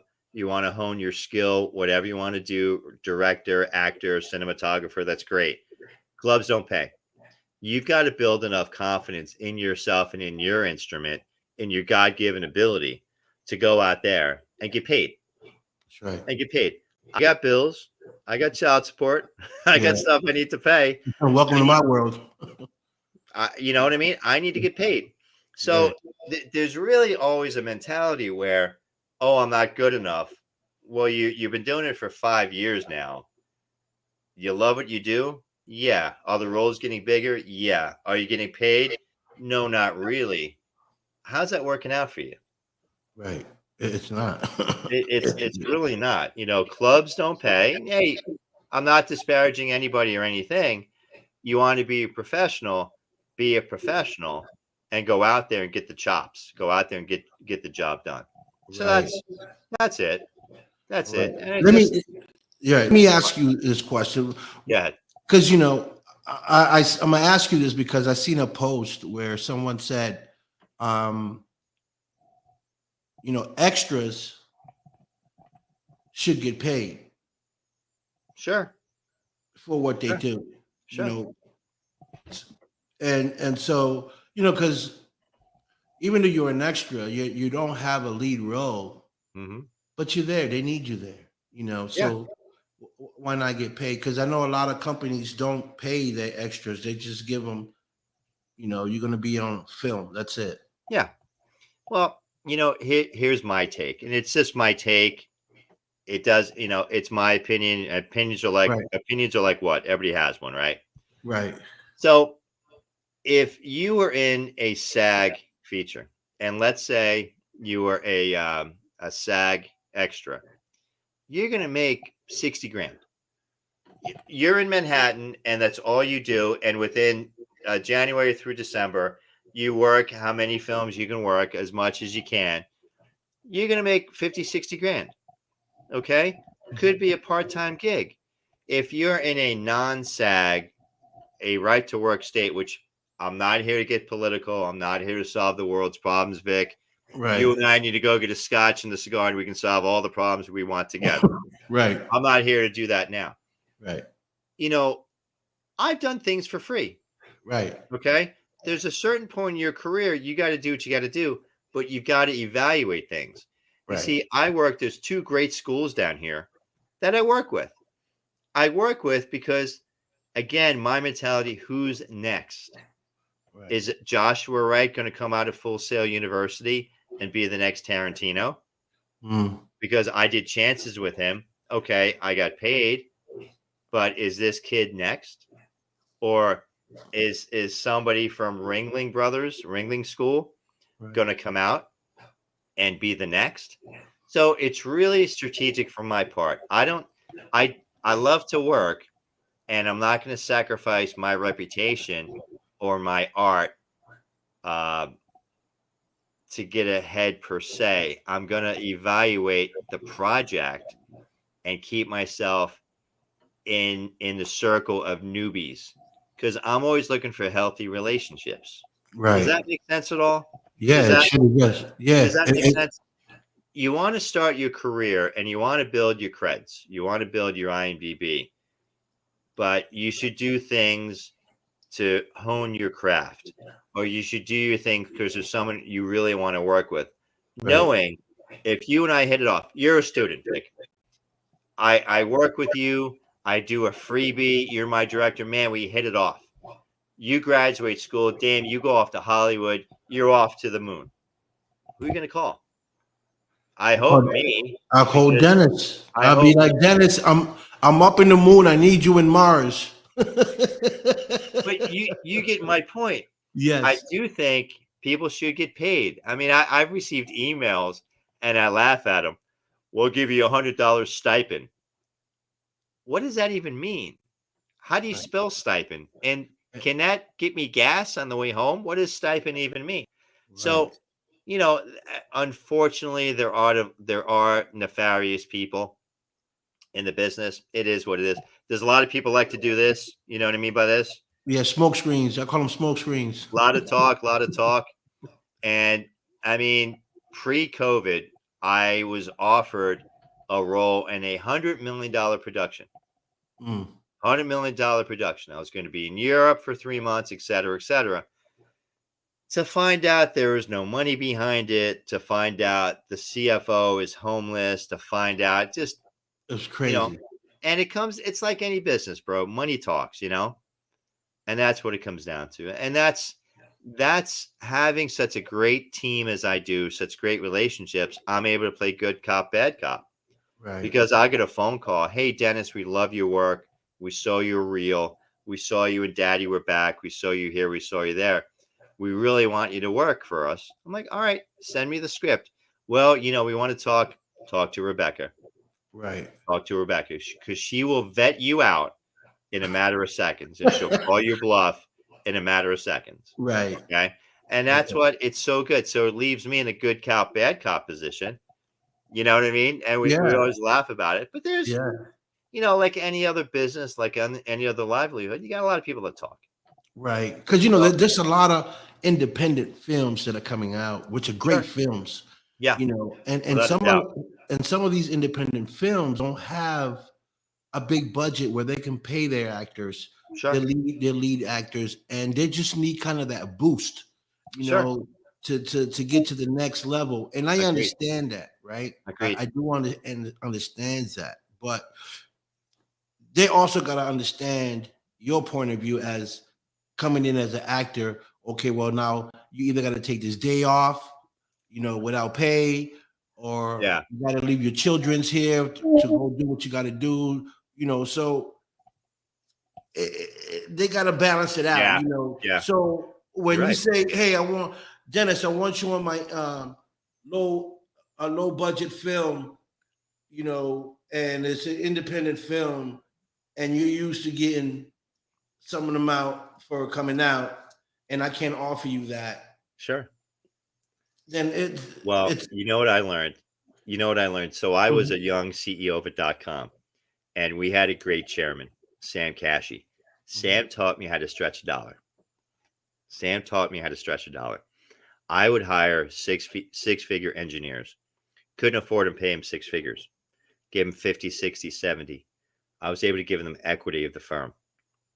Okay. A point here, a half a point here. You do this milestone. Same thing in this business. So, okay, it's a low budget. It's not a no budget. Fine. I asked the question, is this a passion project or do you want to go make money and rule the world? Oh, it's a passion project. Passion projects don't pay and they don't go anywhere. It'll just sit on your computer and get dusty. right. You want to go rule the world. Hey, I'm all about it. So look, what are the numbers? Numbers are X. We want to offer you Y. Okay. Y plus a percentage. Because I want to have skin in the game. If I'm putting skin in the game and my day rate is X and you're offering me Y, I want some back end. I want some skin. I want some pie. Okay. Right. And it allows me, you, Rebecca, to get creative. Okay. And though I'm going to bring my A game anyway, I want to make sure you value what I'm bringing to the table. Does that make sense? Yes. And I've got to tell you, it's kind of recent. Over the past, I guess, 5 years, I've realized that I'm a marketable commodity. I really am. And I say that not to say, look at me, but you look at the numbers and you look at the views and you look at the movies and you look at the reviews that are coming out. You know, I'm a marketable commodity. You know, I'm not Keanu Reeves yet. I love Keanu. What a sweetheart of a guy. Yeah. Okay? And the question comes up, do you want the Oscar or do you want the money? And the answer is yes. Yes. What do you want? Yes. So, you know, because think about that. Not to be greedy, money buys you freedom, and there's things you can do with that money. That's right. Look at Shaquille O'Neal. There's a Instagram every other day. He's out buying people cars and this and that. You're blessed to be a blessing, and that's what it comes down to. Right. That's what it comes down to. So, you know, there's a lot of juice in the tank. There's a lot of stuff we're going to accomplish, and there's a lot of things we can do. And look, man, you know, anybody that's listening in today, I know you got a bunch of friends on, and that's awesome. If I can help anybody with anything, find me on Instagram, find me on Facebook, find me on Twitter. Right. You know, I'll put out my number by the time we're done. Just find me. You know, it might take me a minute to get back to you, but I'll be more than happy to help you with whatever you need. Right. You know, and it's kind of interesting. My son looks at my Instagram. He goes, "Oh my gosh, you're at 25,000." I'm like, "Is that good?" He hangs up on me. we talk about it a few months later. He goes, "Oh, you're at 40 grand." I go, "Is that good?" Click. Calls me up. We spoke a while ago, and I'm about 60 grand, 58, 60, whatever. Right. And he's like, "What are you doing?" I go, "Dennis, we keep it simple. Dennis the third." I go, "Den, I love you. I don't have a clue." I don't have a clue. And if he could have cursed me out there, Vic, if he could have said, curse me out, he would have cursed me out. I don't have a clue. I just my mentality has always been put your head down and just grind. Right. Grind. Yes, that's mine. Come up, smell the roses, look around, the sun is shining, good. Put your head back down. And just keep working at it. So everybody that's on with us today, if you can join me on Instagram, I want to have 100,000 on Instagram. Before year end, I want to hit 100K. Rebecca already says that based on the numbers and everything we've got going on, I'm a public figure. That's right. And I'm like, oh, all right. I don't feel dirty, but that's interesting. Right. You know, so, you know, it's a matter of being of service. Right. And that's how I look at the entertainment business. I did a video down here I produced, and I acted in a video for an artist named Ronnie Cole. Okay. Definitely a guy you want to follow, Vic. This kid's up and coming. He's an amazing kid. we're doing a commercial next week for the veterans, for Texas outdoor veterans. Okay. So I'm able to give back as much as I can because, I think I'm good at what I do. People like what I do. So now if I can give back, I'm going to do what I can. Yeah. You know? And that's when the blessings come in. And I'm glad you said that because that's why I built this platform, because I wanted to give back to the people, Sure. because when you're a taker, you always take, and then you become a giver. It feels so much better. It's It a feels different so much aspect. better. And you know what's funny? You know what's really interesting? Rebecca made me realize this. She goes, "Well, you give back all the time." I go, "Really? What do you mean?" She goes, "With your time." That's right. And I'm like, because again, I love what I do, and I'll just work to work. And I'm like, cool. I never valued it per se. Here's my. It's not a naivete. It's not a gullibility. It's just the way I just work. I just put the head down and keep grinding. And Right. she's like, "Well, you're obviously giving back." And I'm like, "Wow, I never looked at it that way." So, Yeah. you know, Right. That's great. That's great. But I'm glad that you're doing great. I'm glad that you and Rebecca met up because yeah, of you're both linked for a reason, and you're both sure. happy with what you guys are doing. So Well, you what do they say when the student's ready, the master will follow. When the student's ready, the master will appear, or whatever the adage is. yeah. And I've always known, especially over the last, I'd say, I guess about 5 years. I mean, COVID really. I worked hard during COVID. I got booked. I did a lot of work, but Okay. all the big jobs just shut down. Right. And I've always said, Vic, I'm right there. I'm right there. I'm right there. Ugh. Mhm. And she's really helping push it over the top. And I with what we've got going on, man, there's really nothing that's going to stop us. Right. It just, here we are, the first quarter, and we have a lot of big stuff coming across our desk, bro. That's That, great. yeah, it's exciting. It's exciting. If you would have asked me, this time pre-COVID and stuff like that, it would, same positivity, but just the stuff that's coming across, and with that one producer saying, "You're a cop. We got you as a cop." We did a podcast with Rob Farnham, big producer out in LA, Okay. and we were on for like an hour and change, and the kid came prepared.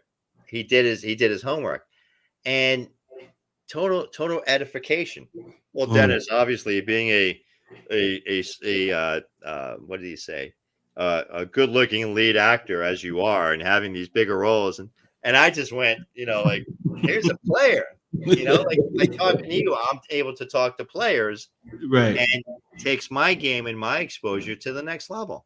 So, just really happy, bro. Yeah. Well, shoot, man. I'm glad to have you on the show. I'm honored. And I spoke to Rebecca. The funny thing about Rebecca, when I met Rebecca, I didn't know she spoke Spanish. And she made a comment on a post. I'm like, whoa, wait a minute. Did she speak Spanish? Because if you look at her right away, she don't look like she's Latina, right? But I was surprised, that she spoke Spanish, and that's amazing. Yeah. She is so talented, so educated, so amazing. Right. Um, Again, I told you I don't sleep much. I think she sleeps even less, Right. and she's literally working harder for me than what I am for myself. It's Yeah. just, it's interesting. It really is, and we've got Right. some big plans, man, and Right. just strap on your helmet, get ready, because there's a lot of good stuff coming down. I am. I'm already excited, and I don't even know what's coming. We'll take it offline. You call me offline. We'll catch up. We'll go Yeah, offline. just knowing that, just knowing you itself, it's good for me, because when I see whatever movie y'all put out and you're in it, I can sit back and tell my family, I know that guy. Hey, man, I don't. Let me call him right now. Dennis, how you doing? Yeah. Nick, what's up, man? Yeah, what's up? Yeah. That's so awesome. hysterical. But That's hysterical, bro. that's I love the filming industry, and that's something that I want to get more into. I just been real busy doing my podcast and reaching out Yeah, to people like yourself and giving people an opportunity to come on my platform and talk about their life a little bit, but more about what they got going on, the projects and what they're sure. doing. Because I need everyone need the exposure, and sometimes you got great actors like yourself that you know people may hear your voice but can't put the face to it. You know, yeah, like sometimes you might hear a song you like. You be like, wow, I like the song. You know the name of the person, but you don't know what he looked like or she looked like till you Yeah, see a yeah, yeah. video or a podcast. You be like, oh, that's the lady that sing that song. Oh, okay. Well, So same just thing don't kind of with tell the me. podcast. Just don't tell me I've got a face for radio. Just don't tell me that. All right. Why not? I mean, I'm why joking not? with If this face can make it, any face can make you. it. Hey, Diana. Yeah. You know you're getting old when you're in an elevator and you hear a song that you grew up with, and it's music. When you're humming "Stairway to Heaven" in an elevator as music, and you're like, "Oh my damn!" Or Green Day. I heard Green Day as Oh my music. I'm goodness. like, "Come on, man! Come on! Come on! What's that? Maybe late '90s, 2000s? Right. I don't know. I get It's it. crazy stuff." But listen, I thank you for coming on the show. Thanks for having me, bro. You're always welcome on my show. Anything that Thank you. gonna put out, anything you want to promote, you can send it to me, and I'll promote it Okay. on my page and send it out to some of my other friends that got podcasts and shows, and Thank we you. can promote it. Thank you. I would love for you to. I don't know if you met my friend, talk show host, Mr. that? Mike Wagner. Yeah, You know Mike Wagner? I do. I do. I was Okay. on his show. He's a good friend of Rebecca's, actually. Yes. I was on Mike's show 3-4 months ago, give or take. Awesome. Oh Yes. yeah, no, Mike's a great guy. We had a lot of fun. I love We had a Mike. lot of fun. We were talking sports like the first 20 minutes. It's just, That's he loves sports, Yeah. Yeah. But what I love about Mike is that I brought him on my show, right? I gave him an interview on my show, and I wanted to tell him, Mike, you don't have to go into character. You're not doing your show. That's funny. He got that. So he was on my show interviewing, but he was like in character, like he was doing his show. And I just found that so funny because I'm like, you can be yourself. Yeah, just relax, Mike. Just relax. Mike. But he's awesome. Yeah, But, yeah. He was fun. I did a show 6 months ago, give or take. So yeah, he's I've got I'm looking at my board. I got a bunch of shows this week. And I love it. It's a way to not only express yourself, answer questions, hopefully inspire, hopefully motivate. Yes. Hopefully, grow some friends. I don't have fans, Vic. I've got friends, Right. and I'm growing my circle. And that means a lot to me. It means a lot to me. If I can influence someone or be positive with anyone and, give them some advice or inspire them for something, then, hey, then life is good. Right. Then life is good. That's what it's all about. I think that's what we're here for. Right. I think that's why we are blessed with different talents. We all have different talents. Right. It's just a matter of identifying those things quicker than later. Right. And really just running with it. And just running with it. And that's, that's what it comes down to. I've always learned, I learned early on, there's a lot of people that are dead that haven't been buried yet. Wow. Think about that. There's a lot of people that are buried with so much music left inside of them. Yes, right. For some reason, man, I don't want to be that guy. I mean, I want to leave it all on the playing field. Yes. Before the good Lord says, "Come back, we're ready." Yeah, you're right. And I say that. I say that to my kid Dennis all the time. Yeah. I said, before I leave this planet, I want the world to know who the Don Vic Show is. Sure. That's my goal. I want to leave a legacy.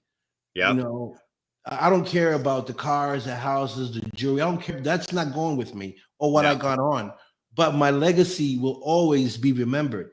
And I want people to remember me for for good things. You know what I Mhm. mean? Or for things so that they can have a conversation. My name pops up. Oh, you know what? He gave me a hand, and because of the hand, I'm where I'm at today.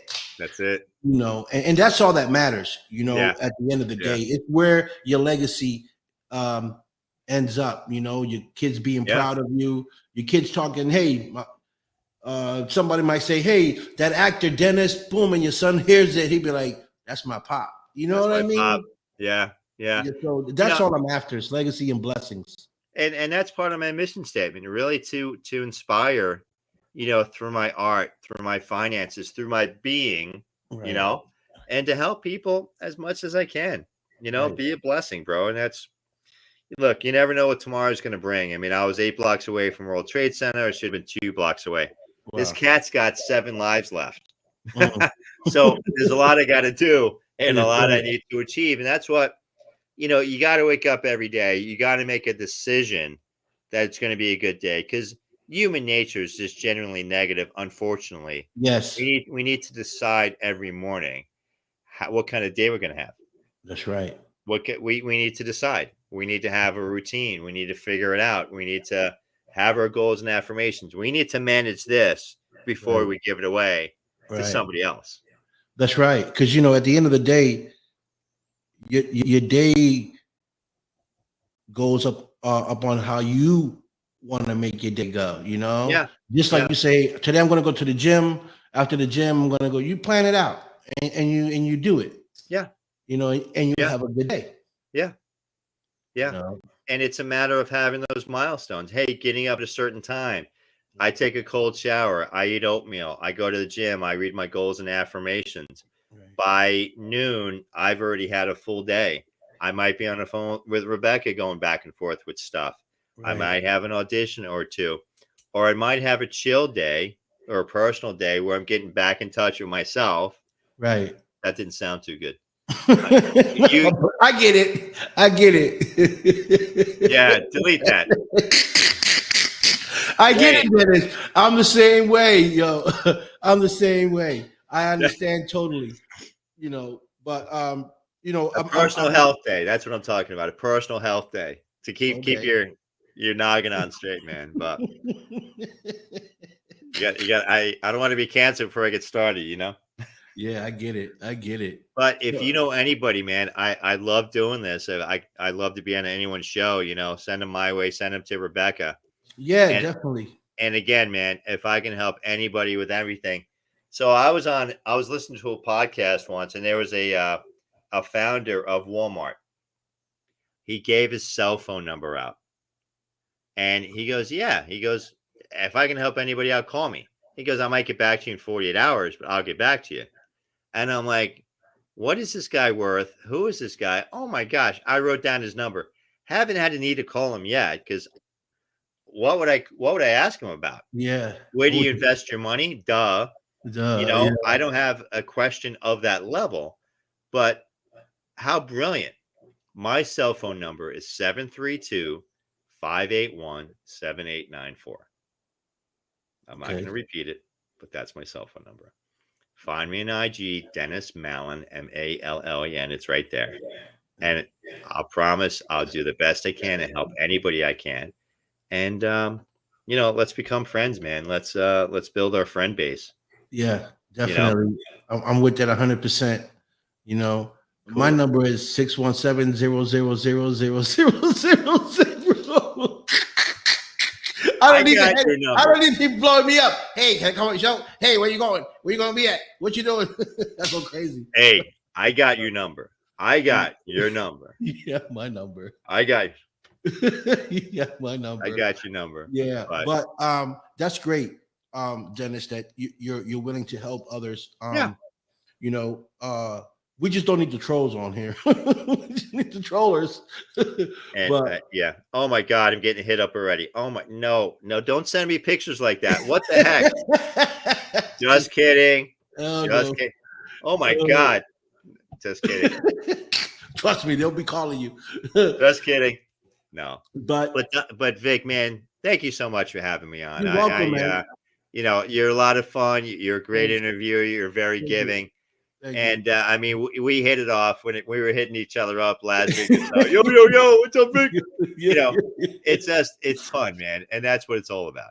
You got to enjoy the journey. So you have to enjoy it, and I like it because you're people's people. You're thank you.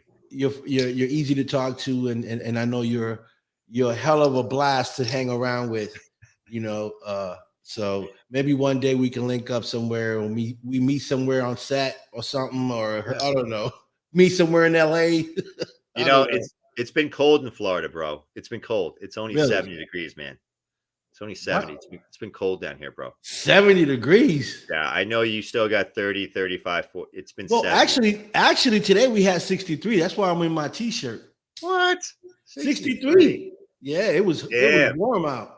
Damn, hell freeze over in Boston, or what happened? What's going on? Something like that. I'm telling you. But I'm okay with it.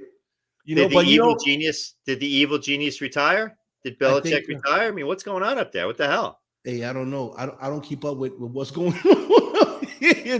No, here's a fact. What team did Belichick come from? Who? What team did Belichick come from? No. I got Giants. He was under Bill Parcells. Bill Parcells, I think, was with the Patriots for all of a day. Yeah. If you remember that, I think, what was that, early 90s? 90s. Within a matter of 3 days. Yes. They all, I think they were, correct me if I'm wrong, within a matter, it seemed like 3 days. They worked for the Jets, and then they worked for the Patriots. And then I don't know what happened. It was a big faux pas. But within like 3 days or something, right?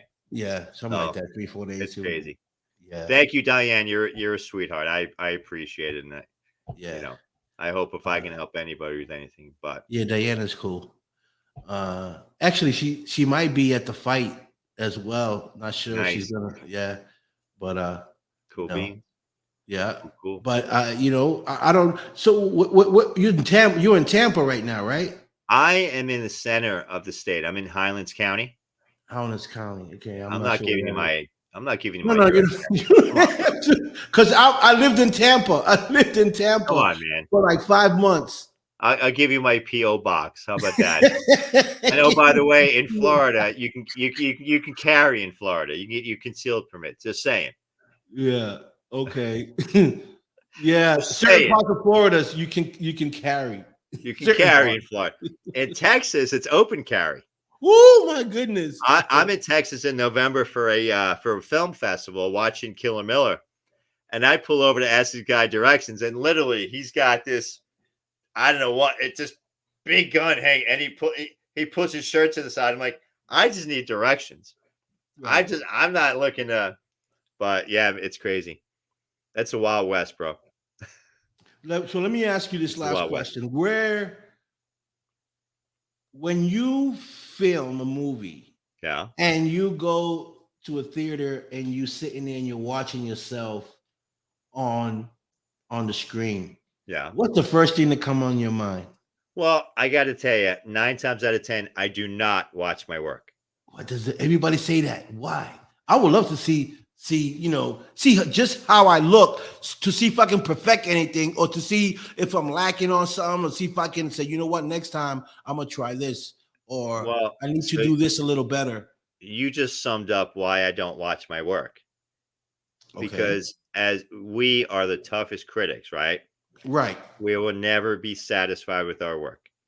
If the director producers are happy, if the friends that go to watch it are happy, that's good enough. I was in a review in the LA Times about the Mad Hatter, and I was in the masthead, and it's attached to my IMDb. So I'm reading it as I'm walking into the gym, and I'll summarize it for you. The movie sucks. The screenplay sucks. The director sucks. Dennis Mallen sucks. Sucks. So I'm reading it, and I'm laughing my ass off. I'm just laughing my ass off. And one of my gym buddies, what's going on, dude? I go, first, it's leg day. Yeah. And oh, by the way, I'm reading a review about the man. How is it? I go, dude, I've never sucked so bad in my entire life. He's like, and you're happy about it? I go, dude, I'm in the masthead of the LA Times. Dennis Mallen. I'm in the masthead of the LA Times. Yeah, I love it, bro. I love it because I'm in their head. I'm in their head. That's And right. though you say I suck, it means we're going to get a 10 on Rotten Tomatoes. That's right. So I don't care. Jim DeMonic said, don't believe the good reviews. No, don't believe in the bad reviews. Don't trust the good reviews. Words to live by. So yeah, man, if you come down and we watch something that I'm in, we're gonna get liquored up before we go see it. Because definitely. Because I'm going to a fight in June in Florida. Whereabouts? Another celebrity boxing bout. I'm not sure exactly where Miami? it is, but no, it's in Florida. It could be in Miami, but okay. I'm not sure exactly where in Florida it is. Okay. But when I go out there, I definitely will text you and see maybe you want to come. Maybe you can want to come to the fight, and we can sit there and watch the fight and stuff and kick it a little bit. Sounds good. Talk and we can do a Facebook Live right there. Yeah. I always take my equipment with me. I take my. I know you do. Tablet, and I go live every time when I'm out of town.